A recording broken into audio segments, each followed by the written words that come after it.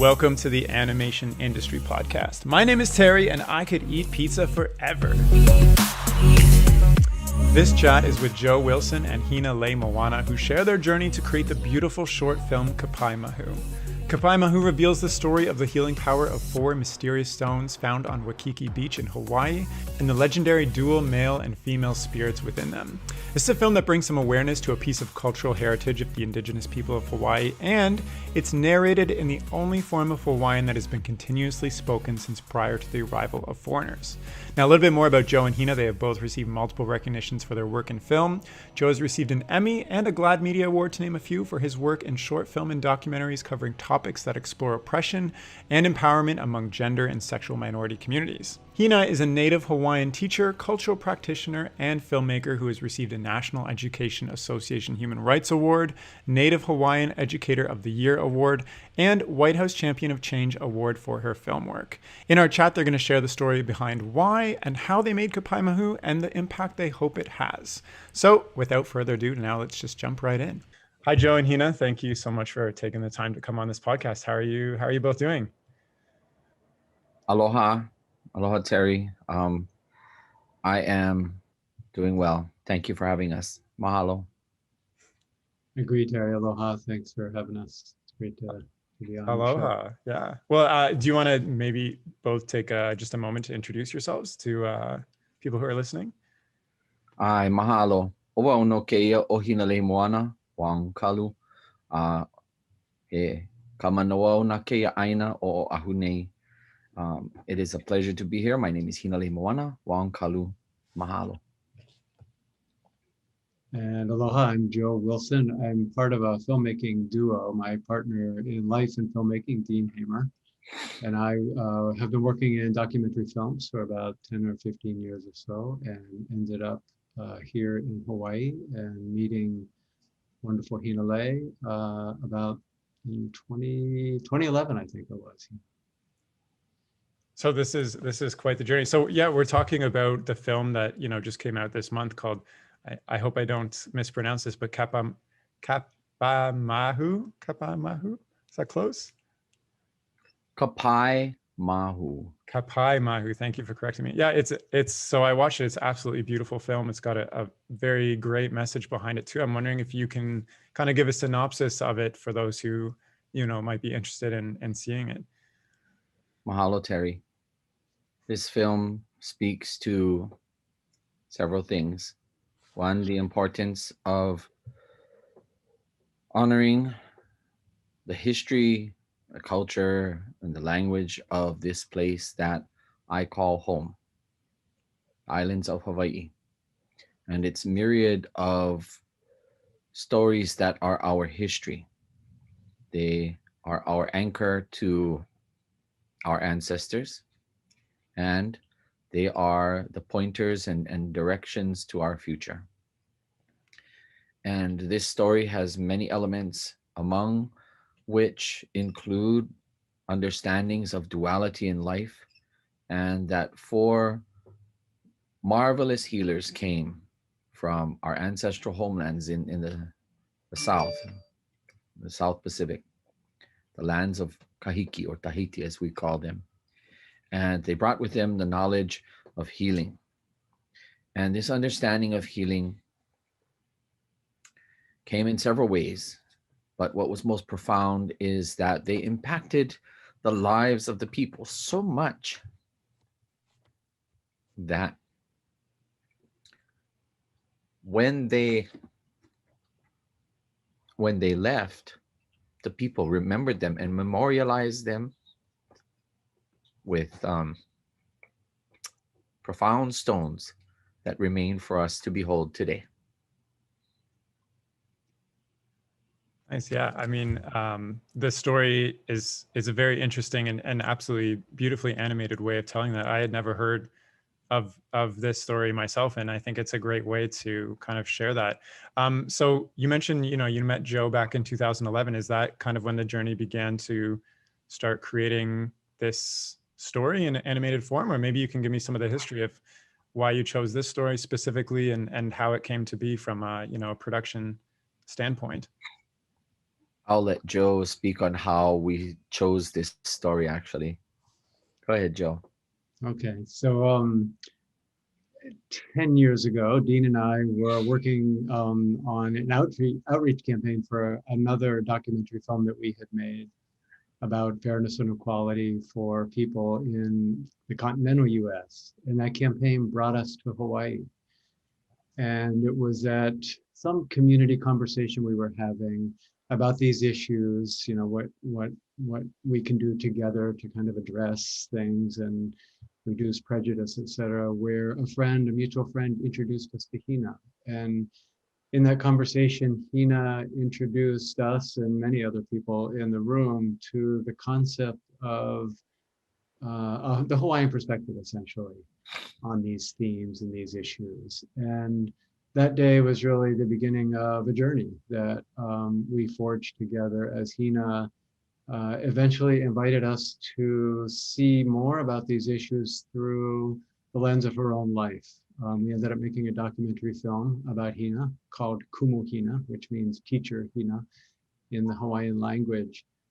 And in the making of that film, one day we happened to be in Waikiki, and Hina stopped and did an oli, or a chant, at these four magnificent stones that are perched right there in the middle of this busy tourist place called Waikiki. And afterwards, she asked us, do you know what these stones are or what they mean? And we knew nothing about them, as did virtually no one on the beach, right? No tourist knows this story because the story isn't fully told.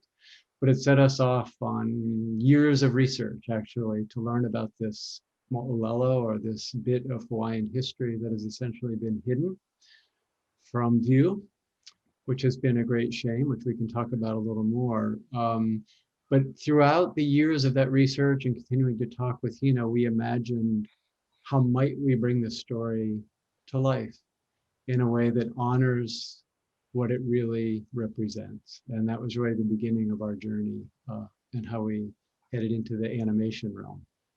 So did you decide that animation was the best way to tell this story, or did you kind of explore other options too in kind of sharing this? Well, yeah, we kind of batted around. I mean, I think, you know, making documentary, we knew that we are actually making a documentary as we speak that incorporates the animation, because we want to peel away the layers of the history of how this story was repressed and hidden for so long. But I think it was really Hina's idea, to try to tell this story and reveal it to the world in the way it might have been heard and seen hundreds of years ago. And for us, obviously, the only or the best way to do that was to have it rendered visually in the most beautiful and authentic way we possibly could. And if you've listened to the animation, you've heard it narrated in Ni'ihau, a version of Hawaiian that Hina speaks, and that we believe is the only form of Hawaiian that wasn't broken by foreign presence here. Yeah, I mean, that's pretty incredible. I did, after watching the film, I went and I wanted to know more because I had never heard this before, and it was told in such an interesting, kind of rich way. I guess now that the film is fully realized, and you said you're incorporating into a documentary, what is I guess, do you have success goals? Like, obviously you want to tell this story and reach a lot of people, but what would you see as success for this project for you? What do you think, Hina? Success for me will be that it is received by my fellow Kanaka, my fellow Hawaiians, and that they would look upon this film as something positive, as something uplifting, something perhaps to inspire, maybe even to inspire others to start to be the storytellers that our Polynesian people are known to be. The coming of foreigners to our shores and the suppression and the alienation of our people from our language at the hands of the foreigners who sought and gained control.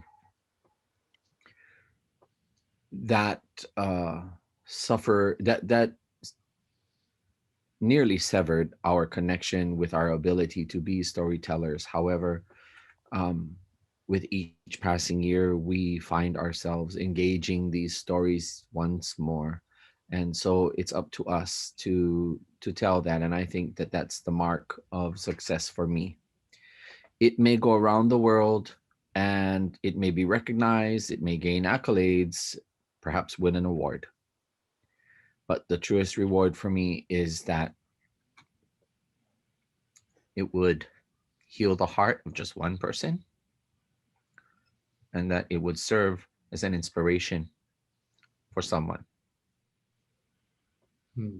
Yeah, a lot of the projects we make, and we've done now a number, this is like the fifth or sixth project I think we've worked on with Hina as, a collaborative team. There are stories that are really close to our hearts and that we hope really reach people in significant ways. They're educational tools or tools for activism and advocacy. I think in this case, since this is such a uniquely Hawaiian story, it's important that we bring the different perspectives to what happened to this story. And as Hina has articulated, it's so important for her to tell it from the Hawaiian perspective and for it to be seen in its fullness in that way.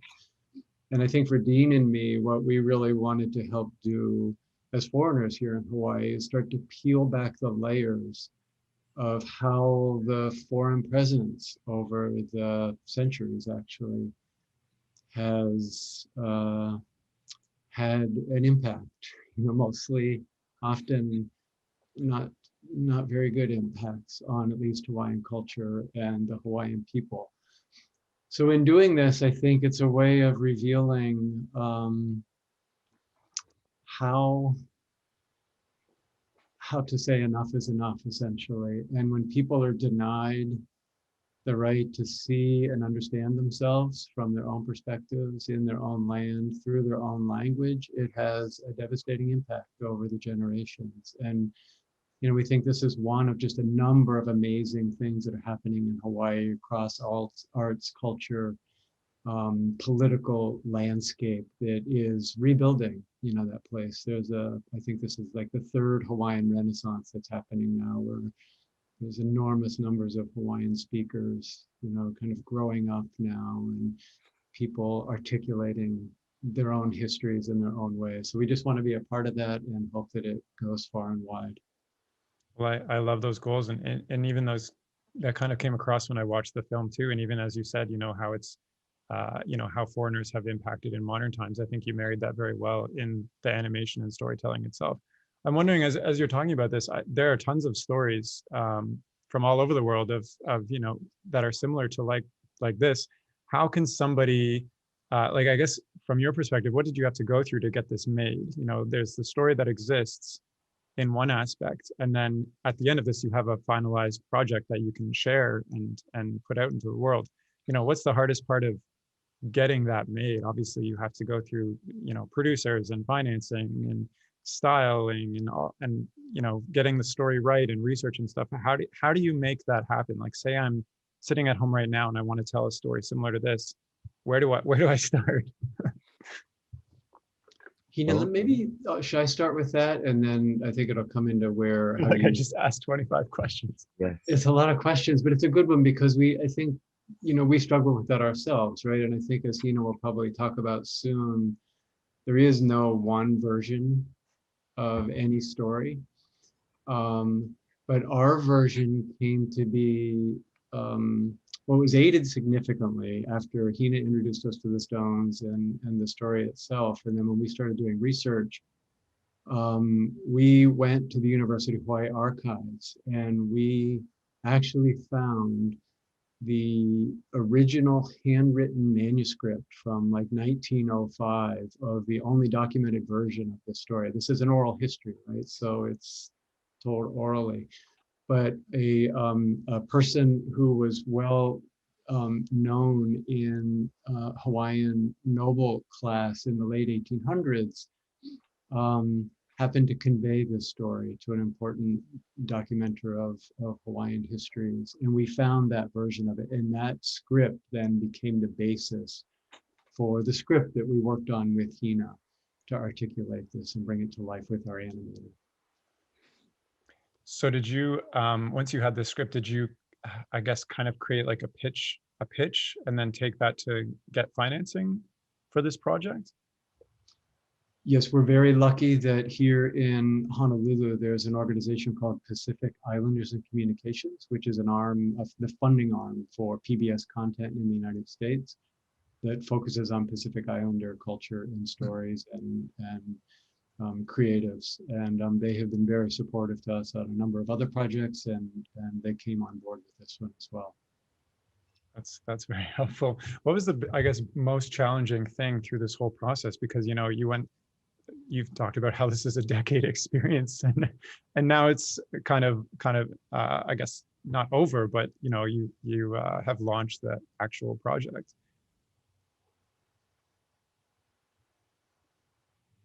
What do you think, Hina? Take it for a minute, Joe. I guess, you know, I think anybody that's putting creative work forward might tell you, you kind of know when the time is right to bring something forward. And we had been working on a lot of different projects that touched on all the themes that are in this work as well. But they're just, I don't know, there was something kind of going on, I think, in the world that kind of centered us on bringing this story forward at this time. And ironically, it emerged just as the world was being consumed by a global pandemic. And I think what Hina talked about earlier, while the story centers on how healing and the healing's, you know, arts and practices and sciences were said to have come to Hawaii centuries ago, we also feel like reviving this story now, a story that has been hidden and a story whose truths have been denied here in Hawaii for way too long, that helping to bring it back to life now helps, I think, healing in the larger sense as well. It's helping us to bring a lot of different things together in this time. Very much so. Very much so. Gotcha.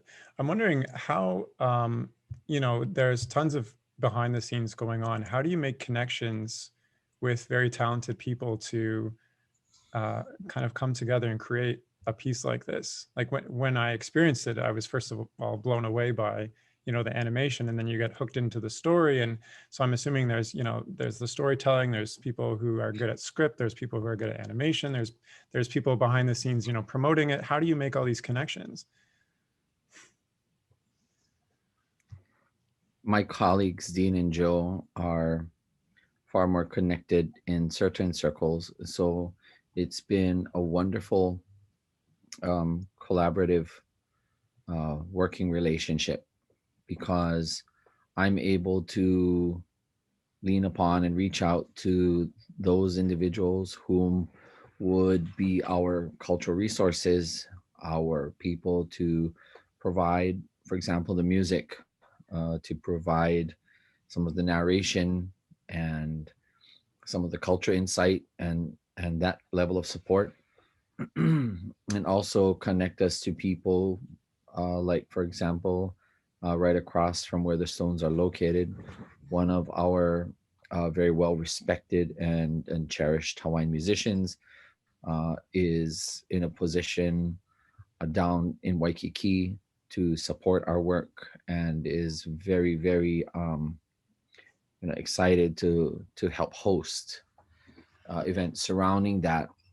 So that's my role. But Dean and Joe are very well connected to people in filmmaking and are perhaps more savvy when it comes to getting our work out there into the world, into circulation, understanding how certain kinds of, circulation venues and other kinds of support systems for filmmaking, they are far more versed on it. So it really is a good combination And of. sometimes your younger listeners may be happy to hear that sometimes a cold call is really worth it. And so once we settled on the idea that animation would be really the best way for this story to come to life, we just started looking to see, we are not, none of us are animators ourselves. We have great, I think, imaginations, but not necessarily artistic abilities. So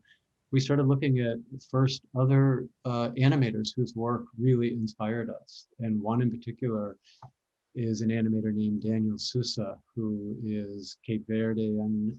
He's an islander himself, and he's working in Rhode Island. So we just reached out to him and said, we love your work. He has worked a long time in bringing kind of legend and myth, and in particular native histories to life in many different films. And we told him about this story, and he said, I would be thrilled to work on it with you. And that became just an amazing collaboration. And even the figures, the characters in the film, I'm Sorry. the characters in the film, the shapes, the way they move, the way they walk, even the motions they use in some of the hula and or other kind of ceremonial activities they're doing. Hina, actually, we filmed her kind of modeling these things for the animator to look at and figure out how he was going to bring it to life in the animated form. Nice. That's really interesting. I guess maybe as a last question, just from, now that the film's out there, and obviously we're talking about it on this podcast, how much goes into, actively promoting your work once it's made versus it organically taking off? Because I don't think people have a good perspective. People usually think, you make something good, it should get itself out there, but what I'm assuming and what you're going to say is it actually takes a lot of effort to get the story out there. So maybe you can speak to that a little bit. Yeah, maybe I'll kick that off, Hina, and then yeah, we can tag team on that. But yes, I mean, anybody who's working in film, animation, et cetera, who wants to get the work out there needs to know that, once the product is finished, the real work begins. I mean, we work as hard, if not harder, on all of these things. And that's mainly because we think, our projects, we have messages that we really want to reach and resonate with viewers, all over the place. So in this case, we do the film festival circuit. I think we've been in close to 100 film festivals now. As I said, we have plans with this being part of a documentary film that's going to kind of, multiply and amplify the audiences and the ways we'll get it out. This film in particular, I think, has potential resonance with younger and older audiences alike. So we'll be developing educational, kind of programs and outreach with it. And another really exciting thing, the final thing I'll say is, it caught the attention of an important institution here in Honolulu called the Bernice Pauahi Bishop Museum, which is the most important Pacific Island history and culture museum in the world. It's based here in Honolulu, and they invited us to work with them on designing and curating an exhibition around this mo'olelo, its revival, and all the themes kind of that are associated with it. So we've been working with them over the past, 6 or 8 months now, and that exhibition is still in the planning stages, but it'll launch here in Honolulu, hopefully when everybody is back vaccinated and going to museums in the summer of 2022. I was going to ask next steps, but you just shared all these exciting plans that are happening. So that's fantastic. As we kind of wrap up, are there any things that you want to share about your whole experiences with this film or the film in general, or just other people who may be listening to this and feel inspired or trying to find inspiration? For me, I am. I continue to be amazed at the journey that this project has taken me on personally. It has enabled me to honor those whom have given me the fortitude and the ability to speak in our native language, in the Hawaiian language, in the Ni'ihau dialect of our people. It has given me a very, very broad platform to be able to put the voice of our people out to the world in a medium that is rather uncharted territory for Hawaiian language efforts, especially in terms of a film that is now world traveled and speaking not about uh, uh, uh, something that somebody just kind of whipped up out of their head, but actually based on historical elements that we acknowledge as a part of our history. And so that's just one aspect. Um, but I'm very grateful. I'm very, very thankful to be able to be a part of this work. And this film has helped me way more than we have time to share here. But it's just reminded me that there's much work that needs to be done and that we must be diligent. We have to stay focused and we have to continue to see the betterment and the strengthening of our people, our community, our island home. I have to keep that as my goal. Hmm.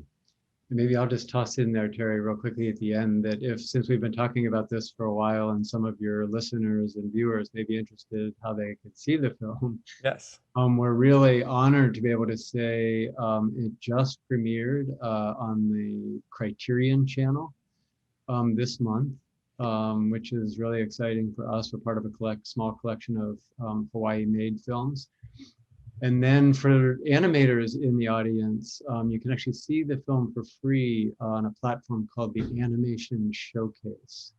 Students, people in the creative professions can go there. And we're really, really thrilled to be part of the Animation Showcase because it has emerged as a strong predictor of the Oscar contenders for the animated short category over the years. And since Kapaemahu was fortunate to be the winner of 3 of the top prizes in the Oscar qualifying festivals, we're now kind of in that field. And the chance for us to bring attention to this film through a course like that just really goes along with our goals of the film, as Hina and we've talked about throughout the half hour here. Yeah, I saw that as well, and I was very excited about that too, and I think it's definitely deserving. Well, do you have any final thoughts as we wrap up? I really appreciate the opportunity, Terry, to have been invited on your program and that we had yet another chance to share our perspectives and our insights on it, on our work. And I simply hope that when the project continues on down the road, that it will bring great things in the days ahead for anybody who sees it. Mhm. Well, thank you very much for saying that, and also thank you so much for sharing, the incredible journey that you both went on to create this beautiful piece of storytelling. And I'm very happy that we got to chat about it today. And so thank you for coming on. Mahalo. Yeah. Thanks so much for having us. And if you're listening and you want to check out the film, like Joe said, you can check it out on the Criterion channel or go to Animation Showcase on their website and see the film for free. Or if you want to learn more about the film, read a lot more about Joe and Hina and all the other wonderful people involved on the film and some of the history, you can go to Kapaemahu. Did I say that correctly? Yeah. Kapaemahu.com, and I'll include all those links in the description of this podcast. So thank you so much for listening, and that's all for now. Okay, bye.